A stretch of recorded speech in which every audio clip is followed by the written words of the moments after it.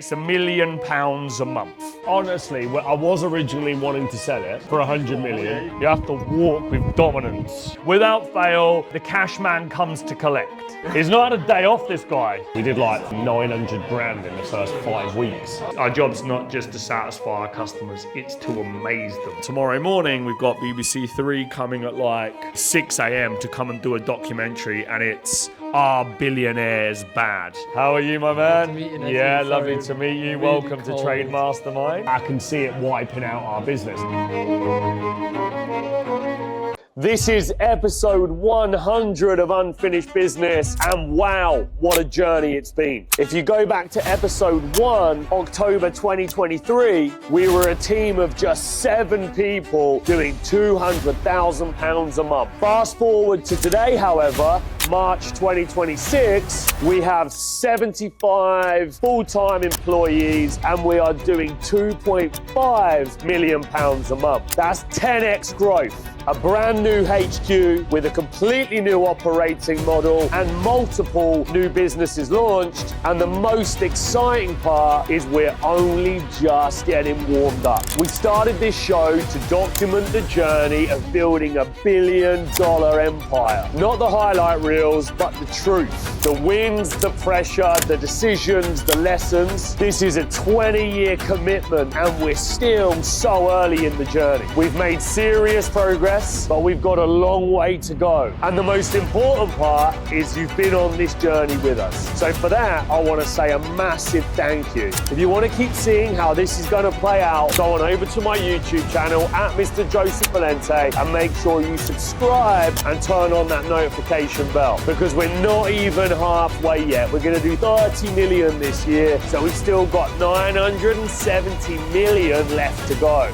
And remember, a big part of this documentary is all about showing you what it takes, because one of my favorite quotes and the tagline of our businesses is success leaves clues. So behind me you see the world's first university for trades, and I've signed my life away on a 10-year lease for this building, and it's going to cost me a few £1 million over that period of time, but I'm hoping it's going to make me a few £100 million out the other side. This venue will give us such an amazing, unique offering to businesses across the UK that want to scale and grow to 7 figures and beyond. We're doubling our event space, meaning that we're going to be doubling our sales output. If we're doing 2.5 million a month now, by the time we get those other 2 event rooms firing, we should be targeted to hit about 5 million a month. This business is only 5 years old, so those numbers are absolutely incredible, but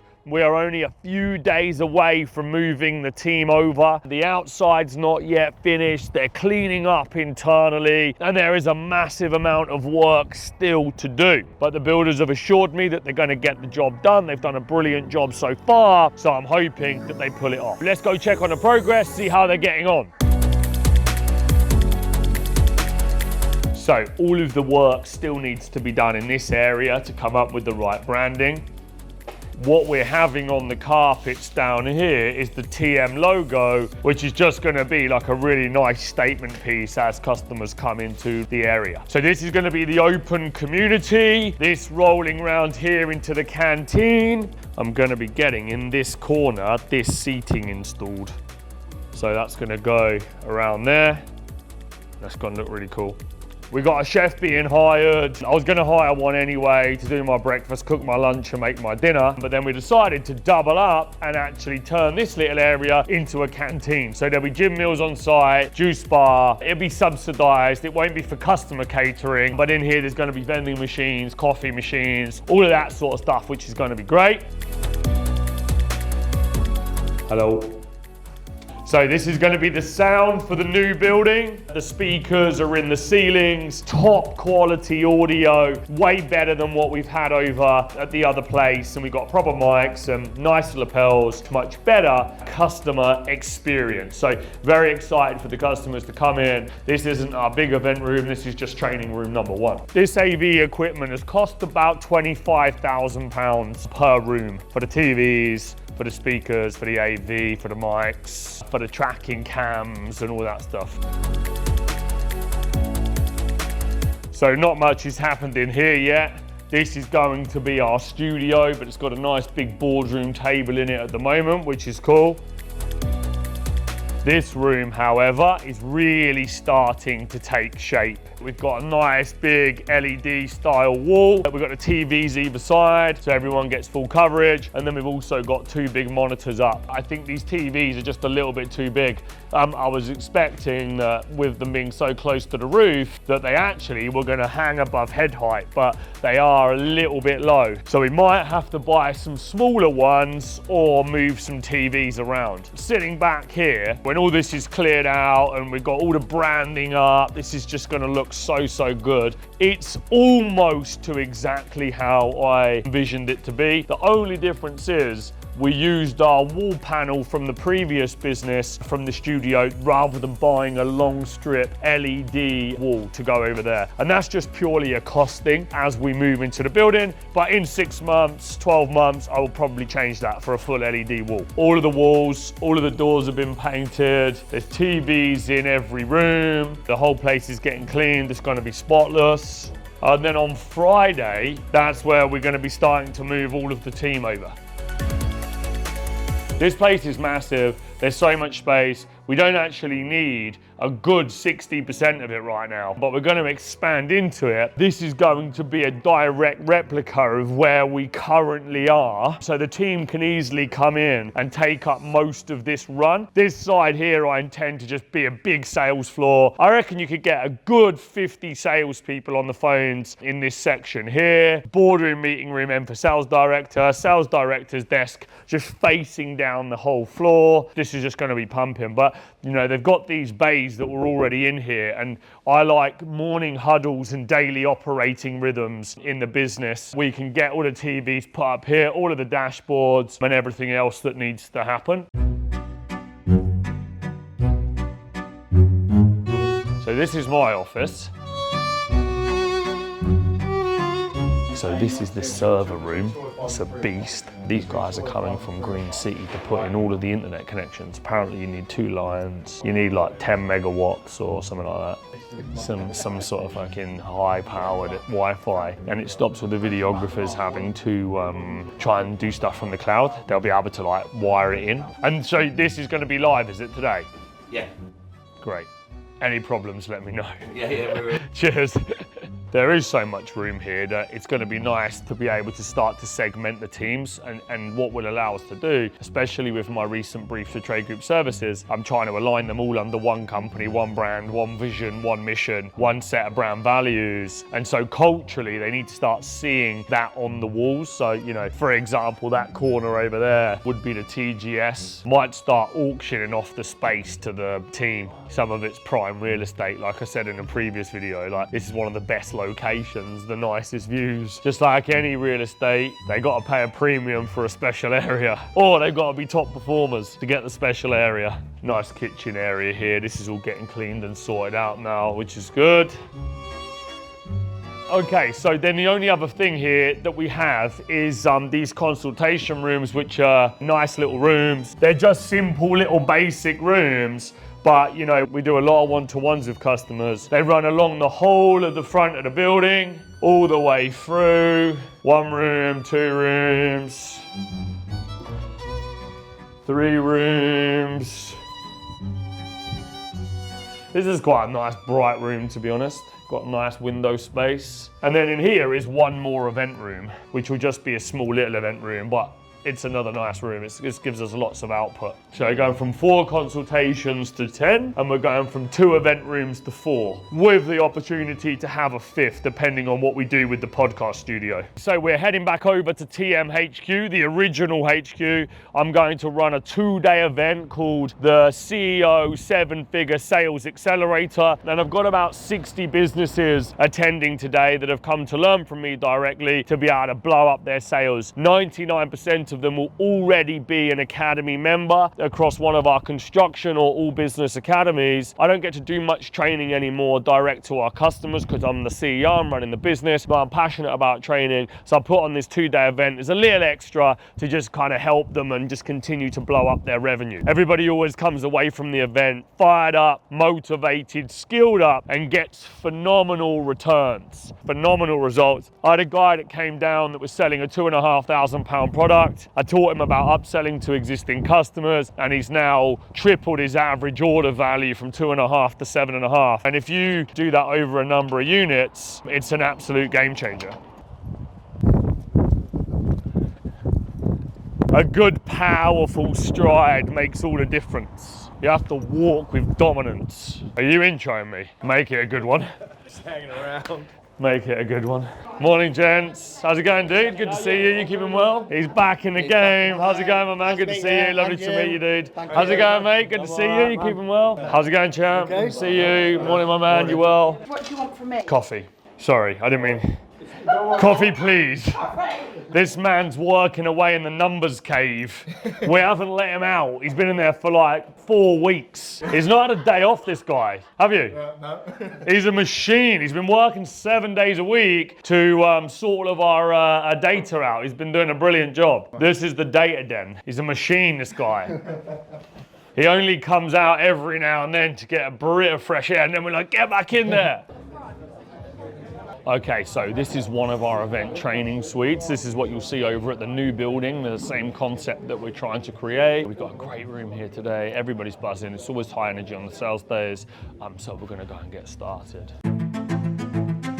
Great training session at Trade Mastermind today with about 70 business owners. And I was focusing around sales, upselling, closing more deals. And at the beginning, talking about customer acquisition cost to lifetime value, which was a game changer for many because most people don't understand how much it costs to acquire a customer or really what the return on that spend looks like. And that's all about the LTV, the lifetime value. When you know those two metrics and you understand your cash conversion cycle, you'll have a lot more confidence to chuck more money into marketing as long as it spits out the relevant returns. And then tomorrow morning, we've got BBC 3 coming at like 6 a.m. to come and do a documentary, and it's Are Billionaires Bad? You know, and as I said to them, I'm not a billionaire, but I used to have a billionaire business partner and I aspired to be one, so I'm sure I'm going to be able to put a lot of value into the subject for them. We've got some guy coming down off TikTok who hates billionaires, and he's like the host. And so me and him will have a bit of banter and, you know, see who's right and who's wrong. It's going to be a fun little morning. And then I'm delivering day 2 of the training.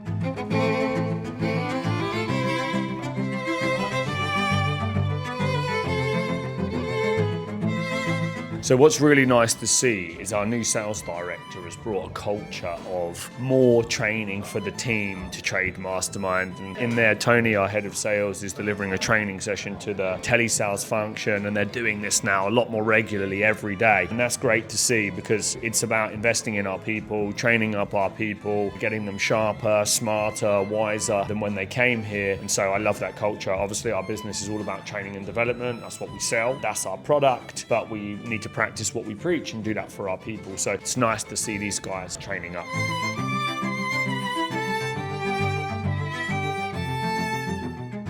We're about to teach you a process, and we're about to show you that we need to change things up culturally and in our sales approach, but I want you to understand why. It is important for business owners to get this. Most of them don't get it. So the first thing that we measure in business, if we want to scale, is CAC. Customer acquisition cost. Let's give this gentleman at the back of the room a round of applause.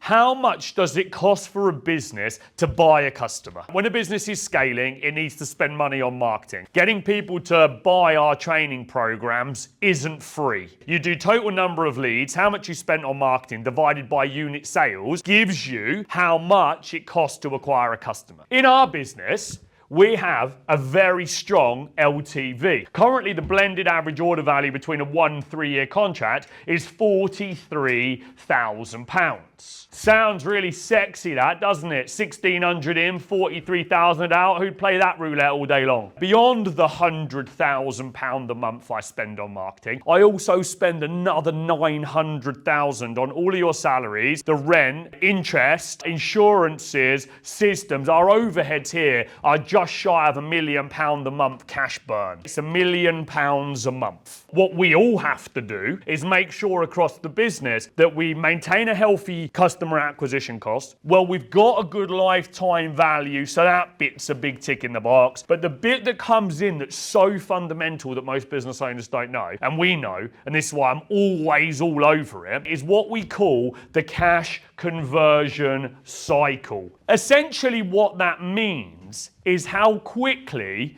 do we turn a customer into cash. We collectively here have to find, so we're not burning cash, £650,000 every single month. Every 4 weeks, without fail, the cash man comes to collect. Being good at this is what makes you a good entrepreneur, is understanding how you scale and how you get that cash conversion cycle to speed up. What obviously we want to be doing as a business is not hit $1 million, because all $1 million does is keep cash at the same level. What we want to do is grow the cash position in this business, right? Now, we're using a new terminology, CLS, contract liquidation speed. You want to do well, you want to be getting a fast CLS, contract liquidation speed. You'll see from the move to the new business and what I do here every day that I'm not a boss that doesn't spend. Yeah, I'm spending and I'm investing non-stop. This business never stands still. The fact that all of you could sit in a room with a managing director or an owner or a CEO and tell them how to improve their business, you should be so proud.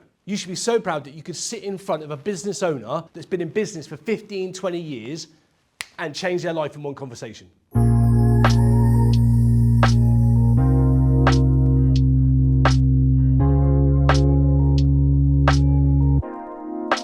Okay, so we're having a meeting with the Trade Group Services team over the last year and a half of building our service business. We have built specialisms within each one of the functions: design, recruitment, CRM, finance, and that's meant that every one of the different services has a different operating model, a different process, a different structure, and as we're scaling it, it's getting a little bit chaotic and a bit confusing. So this meeting is about bringing all of the TGS team together today, appointing a new interim leader of TGS, aligning the team here with a very clear vision, mission, and brand values so that everybody can get culturally bought into what it is that we are trying to achieve and feel proud and excited about the work that they are doing. Trade Group Services, the concept is having a one-stop shop for trade and construction business owners to access all of the services they need for one fixed monthly price, and it's about 70% less than what they would buy from individual services. But just because it's cheaper, it doesn't mean that our customer service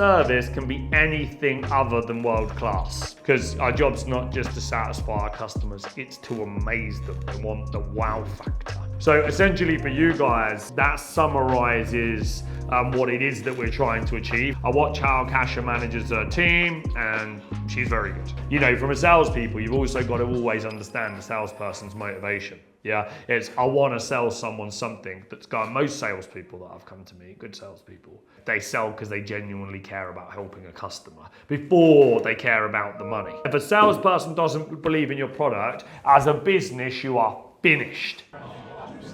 And I just launched Valente Consulting, so it's the same business, but for all business. Started a new academy called the 7-Figure Business Academy, which is all businesses. Chris is running it. I did the discovery days myself for like the first 5. It was just game changer. We did like 900 grand in the first 5 weeks. Honestly, I was originally wanting to sell it for 100 million. The business is so good and I enjoy doing it so much. The numbers are amazing. You could go and get all of the information that you pay us for and piece it together on the internet. You could get it out of books, but you're not paying for the information. You're paying for the implementation of the information, the accountability, you know. Only reason that I would exit TM now is if that the AI space changes so much in the next 24 to 36 months that I can see it wiping out our business. So we're just wrapping up a nice dinner at Katana. I'm out here with a good bunch of customers, you know, and it's great to see how many results some of these business owners have been getting with Trade Mastermind. One company came in and they'd only just started their business, and that was 2 years ago, and they've just wrapped up their year with 2.2 million in sales. It's just been a great evening, great to see the results, and just looking forward to another big day tomorrow. I've got to shoot off now though, because I've got to be up at like 5 o'clock to meet the BBC 3 film crew, because we're doing a little documentary tomorrow called Are Billionaires Bad? Remember this, love a lot, trust a few, always paddle your own canoe.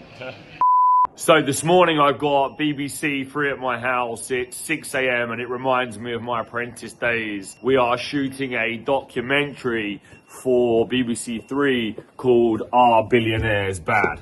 Obviously, as you know, I'm in Camp Billionaire and I think they're great for society, but the gentleman I'm going to meet doesn't think so. We've got the film crew here in the kitchen this morning and they're just getting set up. We're heading over to pick up this guy from the train station in just a few moments. But I genuinely don't understand it. How can billionaires be bad? Because are they not the ones that create all of the jobs, all of the opportunity, the products and services? Most billionaires employ thousands and thousands of people, and most of the ones that I know didn't do it for the money first and foremost.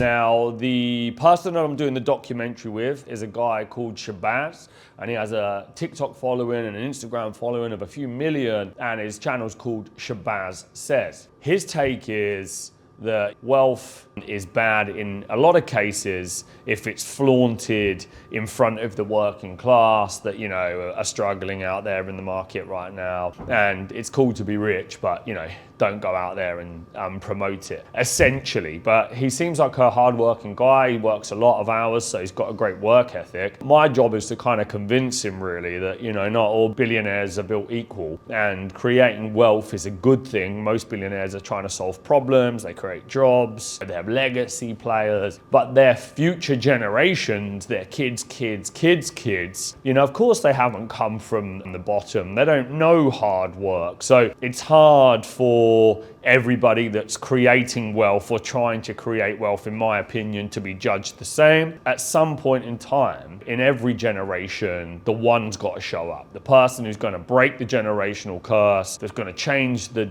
future of the bloodline. And that's what I see as my position. Becoming a billionaire is a big goal of mine. Why? Because I want to help 1 billion people. I want to build a great legacy. And if you do that well, wealth will come with it. Hi Shabazz, how are you, my man? Nice to meet you, yeah, lovely to meet you. Really Welcome to cold. Trade Mastermind. Oh, is that what that is? TM? It is, yeah, TM. Nice. It's a work in progress, however. This building hasn't gone live yet. Oh, okay. But this is the first university for tradespeople ever created. We've had a little bit of a back and forth in the car. His views, my views. I'm quite persuasive, so I'm hoping by the end of this session, he backs billionaires. I think deep down he does and he gets it, but his take is he just doesn't like rich kids flaunting all of their wealth online. I'm not a rich kid, and I'm a self-made. My take is a different take.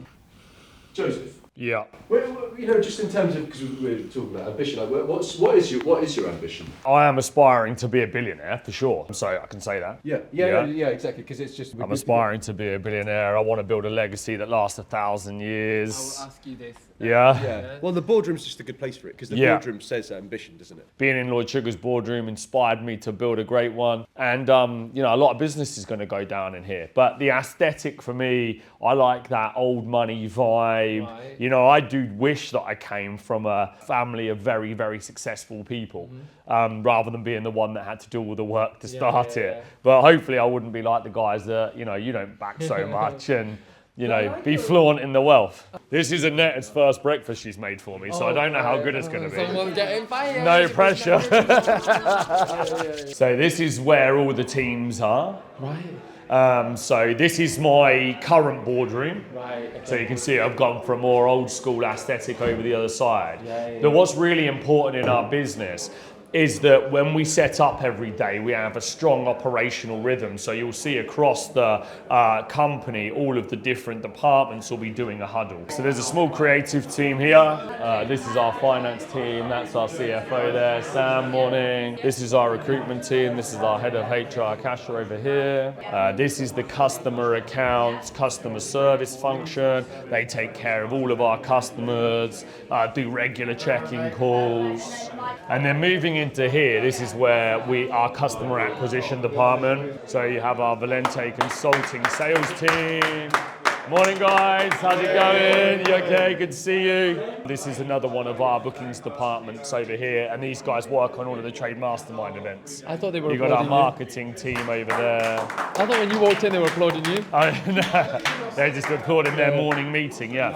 I guess we'll talk about it in more detail, where my things are. But what I'm learning, especially people from working class backgrounds, Yeah. or people that have not had anything, the work ethic isn't very dissimilar to like my work ethic. Absolutely, like, yeah. Our work ethic Sounds is like very it. different. Yeah, it sounds like you got a solid work ethic if you're hustling like you are. Well, you wouldn't have got the success that you've had if you weren't like that. Well, we're moving on Friday, so we'll start moving this whole floor over there, and then that building's getting painted black. Clapping, that threw me there for a second. I thought you started to clap. No.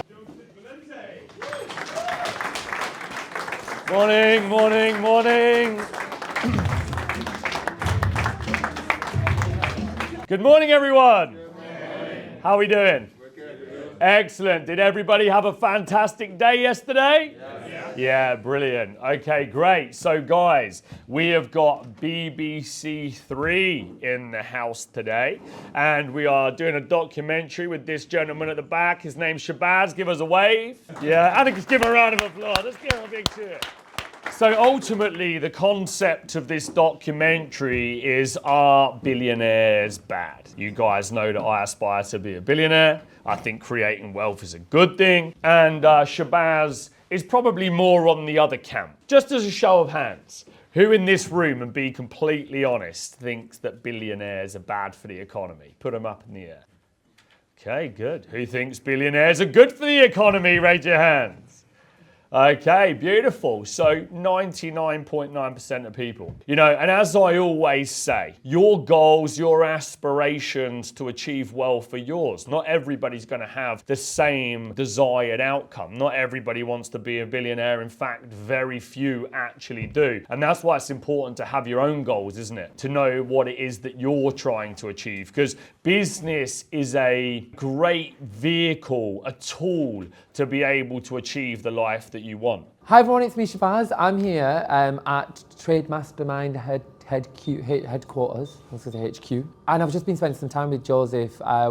I've just watched him do his seminar. Really interesting, really interesting. I really appreciate some of the stuff he was saying. And I think from a business perspective, I think he's phenomenal. Like, I think he knows what he's talking about, and he's now using that to educate other people. And that's a really smart business move. I think, you know, once you are good at what you do, pass the knowledge on to other people and help people. And from what I watched in there's a lot of people that were really invested in what he was saying. So I think it's brilliant.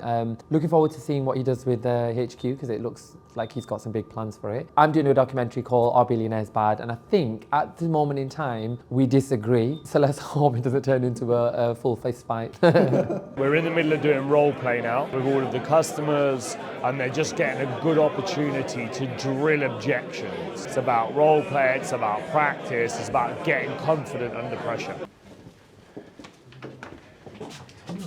You've been making McDonald's in there? Making it, yeah. I am Mr. McDonald.